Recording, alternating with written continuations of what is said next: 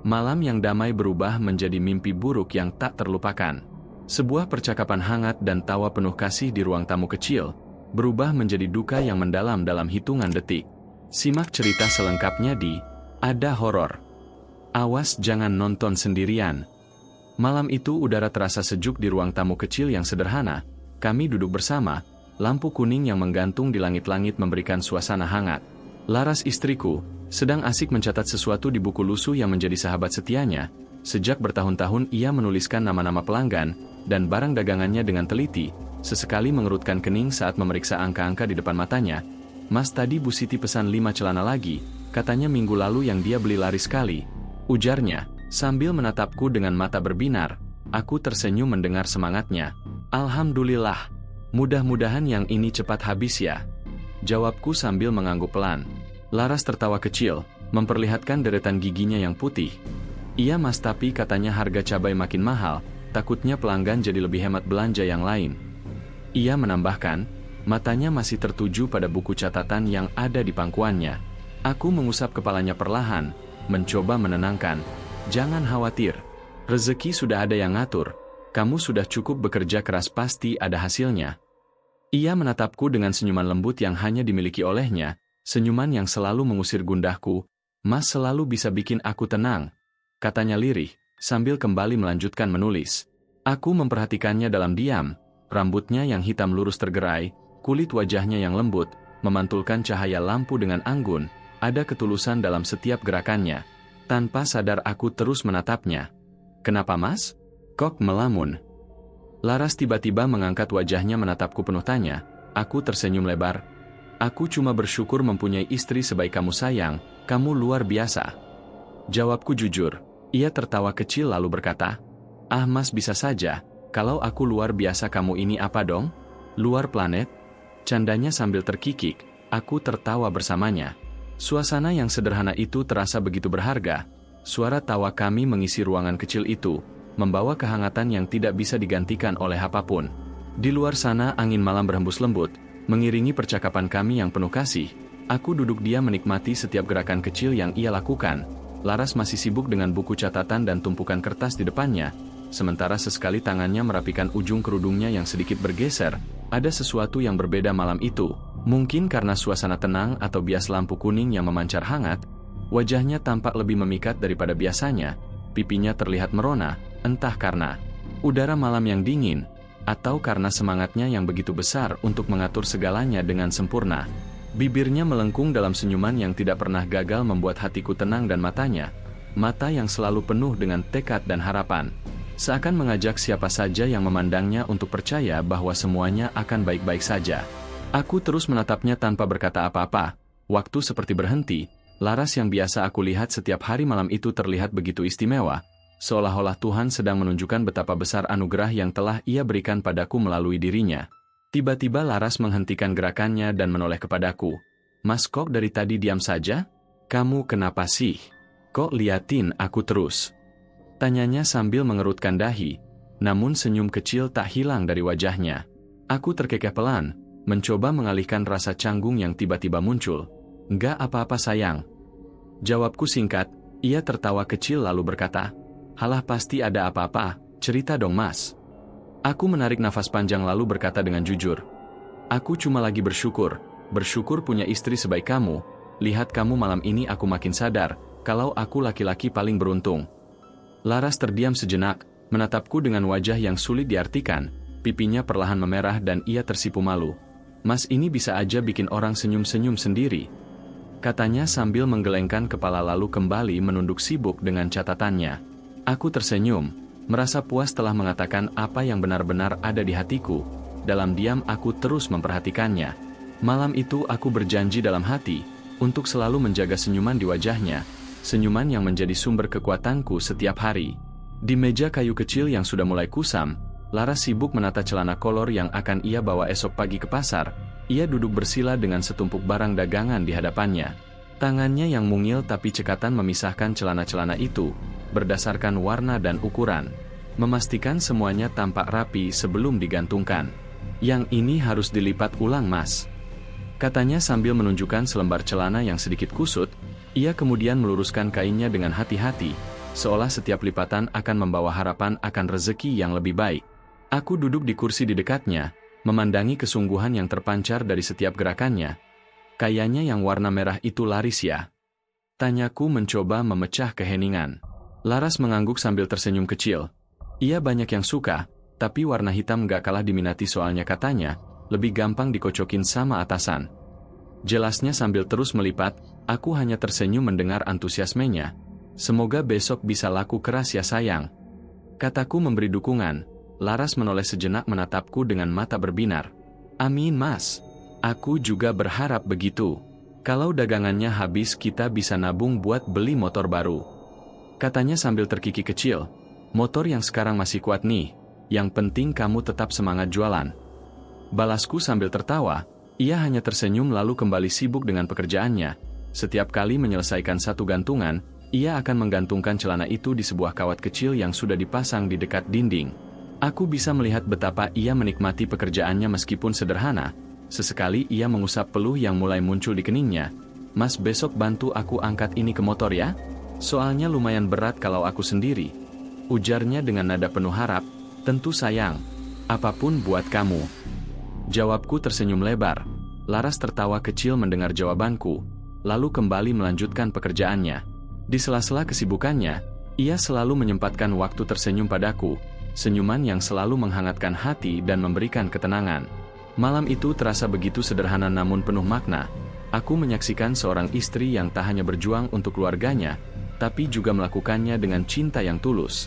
Waktu terasa melambat saat aku melihatnya dan dalam hati aku terus berdoa agar ia selalu bahagia. Udara pagi menusuk kulit saat kami keluar dari rumah. Embun masih menempel di dedaunan, dan sinar matahari baru saja muncul di ufuk timur. Lara sudah siap dengan dagangannya. Kotak besar yang berisi celana kolor yang semalam ia rapikan, kini terikat kuat di belakang motor kami. Mas ini sudah kencang belum talinya? Tanyanya sambil memeriksa ikatan di motor. Aku menarik tali sekali lagi untuk memastikan. Sudah aman kok. Barangnya nggak akan jatuh. Jawabku meyakinkan. Ia mengangguk puas lalu naik ke motor duduk di belakangku. Ayo mas. Nani terlambat buka lapak. Katanya sambil menepuk pundakku ringan. Kami melaju pelan di jalanan desa yang masih sepi. Udara dingin menerpa wajah tapi aku bisa merasakan semangat Laras di belakangku. Tangan kecilnya memegang bahuku erat, memastikan ia tetap seimbang di atas motor. Mas aku ada rencana tambah stok minggu depan. Soalnya pelanggan kemarin banyak yang tanya warna lain. Ujarnya tiba-tiba memecah keheningan. Bagus sayang, kalau ada yang butuh kita harus sediakan, kamu memang pandai baca keinginan pembeli. Sahutku sambil sedikit menoleh ke belakang, ia tertawa kecil. Iya mas. Tapi aku juga mau coba jual baju anak-anak kata Bu Siti.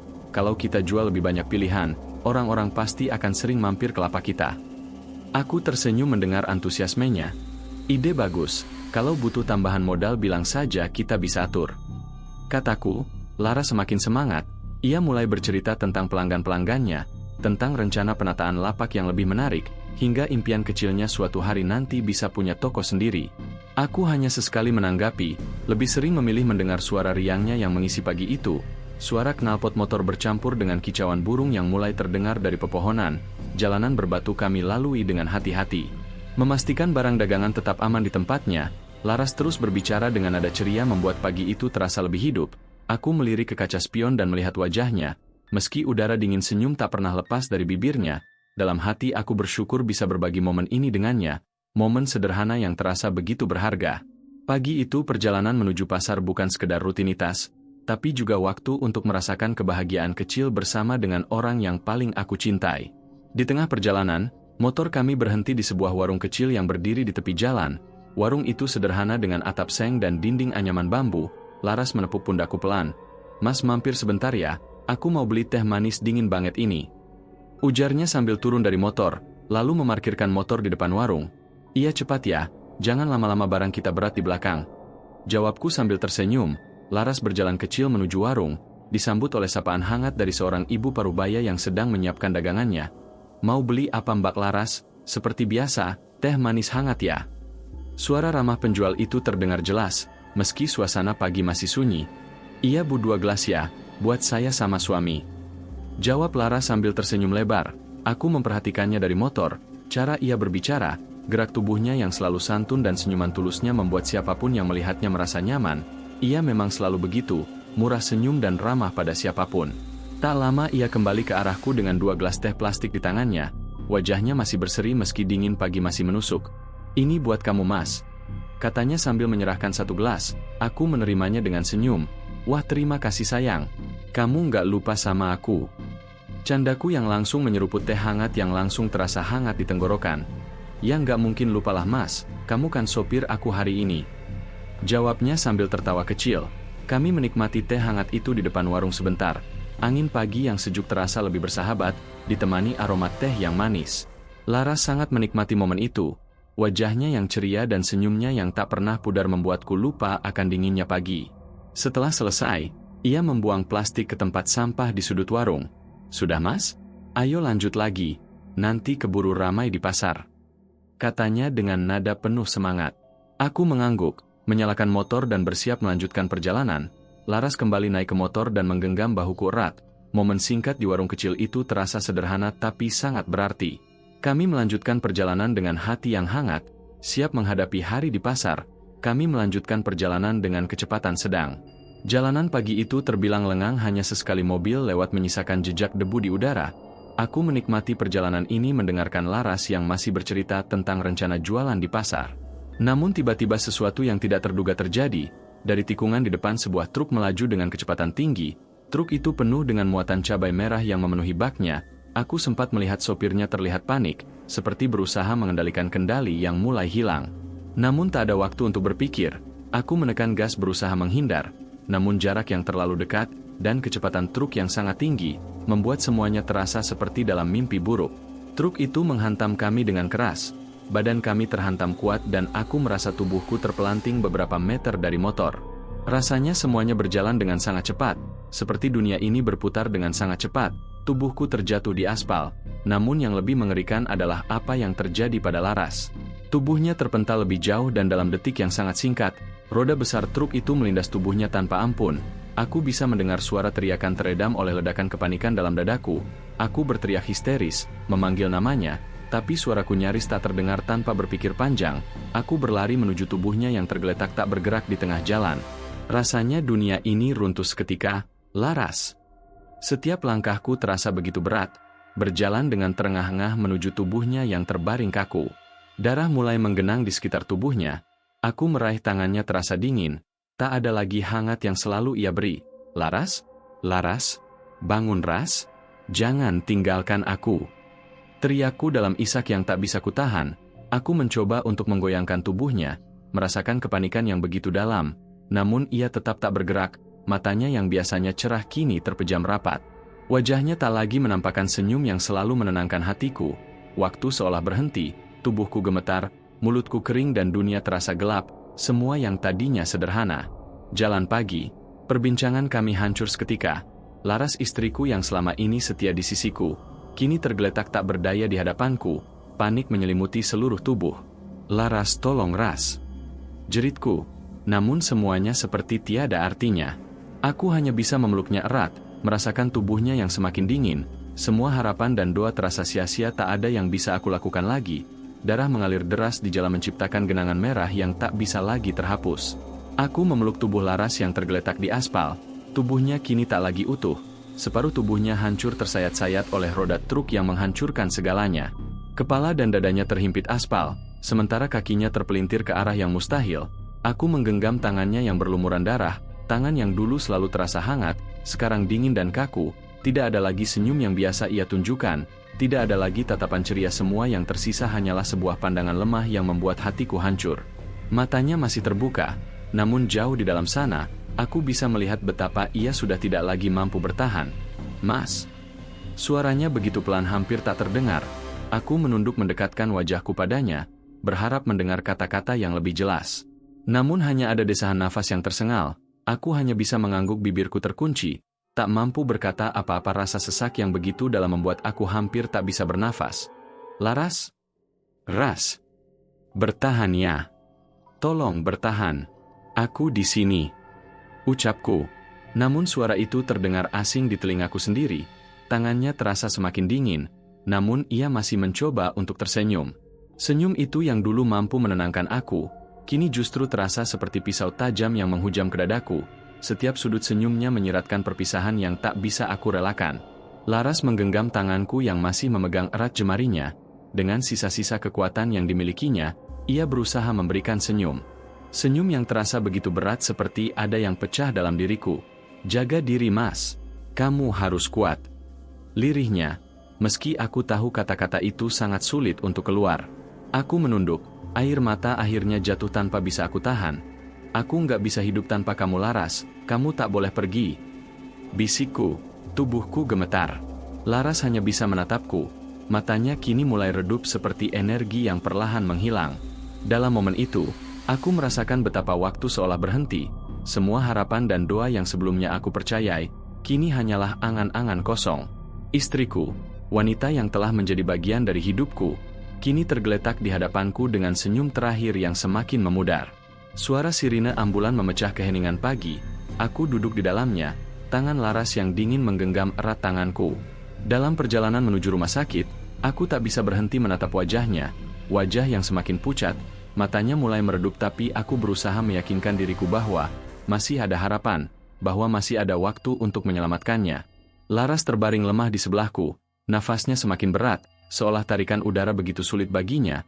Setiap kali aku menoleh aku melihat wajahnya yang semakin kehilangan warna, semakin jauh dari kehangatan yang selalu aku rasakan di setiap pelukannya. Begitu tiba di rumah sakit, perawat dan dokter segera mengelilingi tempat tidur darurat Laras. Mereka bergerak cepat dengan profesionalisme yang tidak bisa aku rasakan lagi. Aku hanya bisa berdiri di sudut ruangan, menatap mereka dengan penuh kecemasan tak mampu berbuat apa-apa selain berdoa dalam hati. Dok, tolong selamatkan istri saya. Suara itu keluar begitu saja dari bibirku, tetapi tidak ada yang menjawab selain langkah cepat para dokter yang terus bekerja. Aku bisa melihat dari raut wajah mereka, wajah yang penuh ketegasan namun ada sesuatu yang tersirat di sana, sesuatu yang aku enggan akui. Mereka bekerja keras, namun aku tahu dari cara mereka bertindak dan berbisik, bahwa harapan itu semakin tipis. Aku merasakan tubuhku lemas seperti ada yang mencabut seluruh energi hidupku. Laras. Aku hanya bisa melihatnya terbaring lemas di sana, tubuhnya terhubung dengan berbagai alat medis yang berbunyi monoton. Nafasnya semakin terengah-engah dan wajahnya semakin pucat seperti semakin menjauh dari hidup. Aku ingin memeluknya, menyampaikan betapa aku mencintainya, betapa aku tak siap untuk kehilangan dirinya, tapi aku hanya bisa berdiri berpegangan pada kenyataan pahit yang semakin jelas terlihat di setiap detik yang berlalu. Mas, tolong jangan tinggalkan aku. Kata-kata itu terus terngiang kembali dalam ingatanku, saat senyumnya terakhir kali terlihat di tengah derita yang ia alami. Laras masih berusaha tersenyum, meskipun senyumnya kini tampak rapuh seakan itu adalah senyum terakhirnya untukku. Di ruangan IGD itu, aku merasa terperangkap dalam ruangan sempit, seakan dunia ini semakin menekan membuatku hampir tak bisa bernafas. Aku tak tahu apa yang akan terjadi selanjutnya, hanya bisa berharap keajaiban datang, meskipun aku sudah mulai merasakan beratnya kenyataan. Dokter mendekatiku berbicara dengan suara pelan, mencoba menjelaskan sesuatu yang tidak bisa aku mengerti. Suara mereka seperti hanya gema yang menyatu dengan suara hatiku yang tercekat. Aku tak mendengar apa-apa selain detak jantungku yang semakin cepat. Fokusku hanya pada Laras yang terbaring lemah di ranjang rumah sakit, tubuhnya yang rapuh terhubung dengan alat-alat medis yang berdebar monoton. Aku berjalan mendekat duduk di sisi tempat tidurnya, dan memegang tangannya dengan lembut. Tangannya yang dulu selalu penuh kehangatan kini terasa kaku. Seakan-akan waktu telah mencuri semuanya darinya. Dengan suara bergetar kau membisikkan kata-kata cinta yang sudah terlalu sering aku ucapkan, tetapi kali ini terasa begitu berat. Laras, aku mencintaimu, kamu adalah segalanya bagiku. Ia membuka matanya untuk terakhir kalinya. Mata yang dulunya selalu cerah, kini tampak redup namun masih memancarkan kasih. Ia memandangku dengan penuh cinta. Matanya seolah ingin berkata banyak namun tubuhnya tak lagi mampu, bibirnya bergetar seolah ingin mengucapkan kata yang tak sempat keluar. Aku menatapnya, berharap bisa mendengar suara itu, tetapi hanya ada keheningan yang semakin dalam, senyum yang selalu ia berikan padaku, senyum yang membuatku merasa kuat dan tak ada yang tak mungkin mulai memudar perlahan. Aku memegang wajahnya, menyeka pelan keringat yang mengalir di dahinya. Ia berusaha tersenyum meski itu adalah senyum yang sangat rapuh, seakan memberitahu aku bahwa semuanya akan berakhir. Lalu perlahan semuanya berhenti, nafasnya yang terakhir mengalir dengan lembut tanpa suara. Aku bisa merasakan betapa keheningan itu begitu menyakitkan. Senyuman terakhirnya hilang, meninggalkan ruang kosong yang tak bisa aku isi dengan apapun lagi. Aku terjatuh berlutut di samping tempat tidurnya, menggenggam tangan yang kini tak lagi hangat. Di keheningan yang mendalam itu, aku menyadari sesuatu yang sangat menyakitkan. Senyuman itu, senyuman yang selalu memberi kekuatan padaku kini telah pergi untuk selamanya. Tidak ada lagi suara tawa, tidak ada lagi cerita tentang rencana-rencana kecil yang selalu ia bicarakan. Hanya ada sunyi dan aku yang kehilangan segalanya. Tamat. Jika kamu suka dengan cerita-cerita seru seperti ini, jangan lupa untuk like, subscribe, dan tekan tombol loncengnya agar kamu tidak ketinggalan update cerita horor seru lainnya. Jangan lupa untuk share video ini ke teman-temanmu, agar lebih banyak orang yang bisa menikmati kisah misteri dan horor seperti ini. Terima kasih sudah menonton.